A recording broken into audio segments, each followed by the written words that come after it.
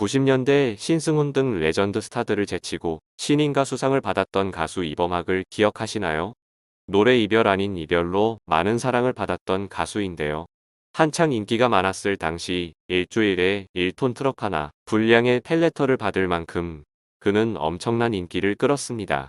언론에서는 그를 벼락스타라고 부를 정도였습니다.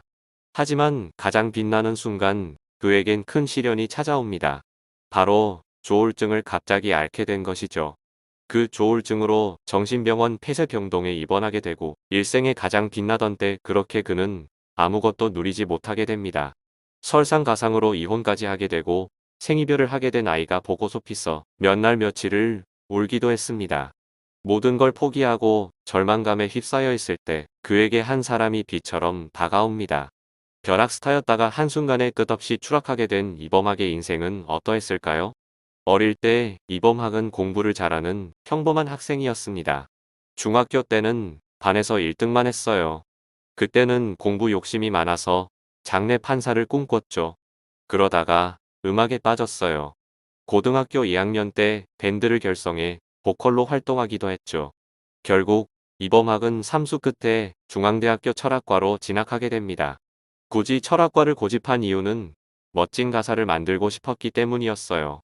철학 공부를 하면 가사에 철학이 깃들 것 같았거든요. 군대에서 제대한 다음에 친구의 소개로 가수 오디션을 봤어요. 바로 그룹 이색지대의 리드 보컬로 뽑히게 되었죠. 그래서 이별 아닌 이별로 활동하게 되었죠. 그런데 그때는 소속사에 속해 있지 않았어요. 나머지 멤버들은 모두 계약을 마친 상태였고 저만 그걸 몰라서 제외되었던 거죠. 그러다가 팀이 깨졌고 이미 준비한 노래였기에 제가 솔로로 활동했어요. 그게 큰 히트를 한 것이죠. 하지만 이별 아닌 이별이 벌어들인 돈은 소속사가 가져갔고 이범학은 겨우 소나타 일대를 받는 것으로 끝나고 맙니다. 그런데 이범학이 이별 아닌 이별로 큰 인기를 얻을 때 비하인드 스토리가 있습니다. 바로 이범학이 정신병을 앓고 있었던 것이죠. 어느 날 낮잠을 자는데 갑자기 감정 같은 걸 느꼈어요. 나도 모르게 거실로 나가서 누나들에게 내가 예수야. 내가 예수님이야 라고 외쳤어요. 누나들은 처음에는 장난으로 받아들였지만 내가 울면서 진지하게 계속 말하니까 집안이 온통 난리가 났어요. 하지만 난 정말 내가 예수님인 줄 알았어요. 어머니 병환을 고쳐드리기 위하여 온 예수님이라고 생각했어요. 성당 신부님에게 면담을 요청하기도 했어요. 기도 드린다고 했더니 정신과 상담을 말하더라고요. 나중에 정신과 의사에게 내가 예수라면 믿겠냐라고 물었어요. 결국엔 정신병원에 2달 동안 입원하게 되었어요. 내가 앓고 있던 병명은 조울증이었어요. 그 당시 음반 활동도 했는데 형이 와서 외출증을 끊어주면 정신병원을 나가서 가수로 활동했어요. 당시 조울증이 정말 심했어요. 결국 과대망상증으로 폐쇄병동에 들어갔어요. 병원에 들어갈 때는 내가 예수님이었는데 나올 때는 미미한 존재더라고요. 그런데 이범학의 정신병은 이색지대가 깨지기 전부터 이미 시작되었습니다. 이색지대의 보컬로 발탁되어서 약 7, 8개월 동안 연습을 했어요. 그리고 연습이 끝나면 정식 스튜디오 가서 녹음했는데 정말 좋더라고요. 당시에 3일 동안 한숨도 자지 않았어요. 계속 노래 이별 아닌 이별만 돌려서 들었어요. 어쩌면 이범학의 정신병은 노래에 대한 스트레스, 어머니 병을 고치고자 하는 강박관념 등이 복합적으로 작용해서 온 것이 아닌가 합니다. 이범학의 누나들도 이범학이 조울증으로 힘들어했던 과거를 언급했습니다. 이범학의 누나들은 요새는 우울증이라는 게 많이 대중화돼 있지만 그때는 그렇지 않았어요. 그때는 그런 일이 있으면 그냥 정신병원에 넣는 거예요. 라며 안타까웠던 마음을 드러냈습니다. 이범학의 어머니 역시 눈물을 흘리며 예전에는 우리 아들이 조금 힘들었어요. 힘들었는데 이렇게 이사하고 와서 보니까 참 좋아서 눈물이 났어요. 엄마로서 걱정하며 살다가 아들과 며느리가 그래도 이만큼 해놓고 사니까 기쁨의 눈물이 났어요 라고 이야기했습니다. 아무튼 이범학은 이별 아닌 이별로 돈을 별로 벌지 못합니다. 그리고 해당 소속사와는 2집 때 사이가 틀어지고 말았죠. 1집 때는 계약을 못했다가 2집 때 정식 계약을 했어요. 그런데 그때 회사와 틀어지는 바람에 당시 소속사에서 이 집 홍보를 거의 하지 않았어요. 이 집 후에도 계약 기간 2년을 허비하게 되었어요.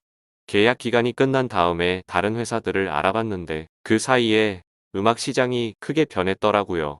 난 늘 앨범 발매를 생각했는데 음악 시장은 이미 음원이니 디지털 싱글이니 뭐니 하면서 크게 바뀌게 되었어요. 결국 이범학은 바뀐 음악 환경에 적응하지 못하고 오랫동안 앨범을 내지 못하게 됩니다. 이범학의 첫 번째 부인 황모 씨는 4살 연하였습니다. 아내를 2000년 친구 모임에서 처음 봤어요. 그런데 많이 예쁘더라고요. 그래서 제가 2달여를 쫓아다니다가 1년 뒤에 결혼하게 되었죠. 결혼 후 아이가 생긴 뒤부터 더 열심히 일해야 하는 상황이었어요. 연수입이 500만 원도 안 되었기에 무리하게 지방 공연을 다니기도 했죠. 하지만 결국 이범학은 이혼하게 됩니다. 이범학은 아이가 보고 싶어서 몇 날 며칠을 울었어요. 내가 열심히 이렇게 뛰면 아이한테 좀 더 뭘 보내줄 수도 있고 그렇게 생각했는데 점점 안 되는 느낌이에요. 양육비도 안 될 돈을 받았어요. 담배 한 갑을 사려고 해도 허락을 받고 해야 했어요. 라며 트로트 가수로도 활동했다고 설명했습니다. 그러다 이범학에게 비처럼 지금의 아내가 나타납니다. 아내 직업은 원래 공연 기획자였어요. 아내 공연에 제가 초대돼서 처음 보게 되었죠. 그리고 제가 대시를 해서 만나게 되었어요. 아내가 음식도 잘하고 또 요즘 사람답지 않게 성격이 고전적이에요. 물론 저한테도 정말 잘해주고요. 이범학은 재혼한 아내에게 아이를 낳지 말자고 했다고 합니다. 대신 반려묘 2마리를 자식처럼 키우고 있다고 하는데요. 이범학은 만난 지 얼마 안 돼서 제가 미리 엄포를 놨어요. 아이한테 소위 배다른 동생을 만들고 싶지 않다고 제 입장만 생각했어요. 좀 지나서 생각해보니까 아내한테 너무 미안해요.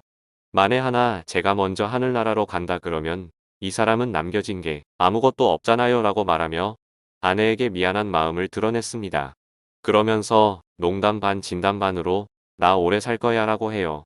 어느 정도는 갚아야죠. 제가라고 덧붙였습니다. 현재 이범학은 아내와 칼국수집을 운영하고 있다고 하는데요. 부부는 하루에 1000개가 넘는 만두를 빚기도 했다고 합니다. 이범학은 내가 금전적으로 가진 것도 없고 통상적인 결혼 조건에 전혀 부합하지 않았어요 라고 털어놨습니다. 아내는 내가 더 많이 좋아했어요. 차도남이었어요. 그때 오빠가 혼자였고 그런 선택도 사랑했어요. 라며 남편을 향한 애틋한 마음을 드러냈습니다. 이범학은 2015년 11월에 복면가왕에 출연하기도 했는데요. 실제로 이범학은 여러 공연에 출연하기도 했고 연예인 봉사단체 사랑의 밥차 멤버로 활동하기도 합니다. 그리고 2008년에는 네팔 히말라야에서 콘서트를 열려고 시도하기도 했죠.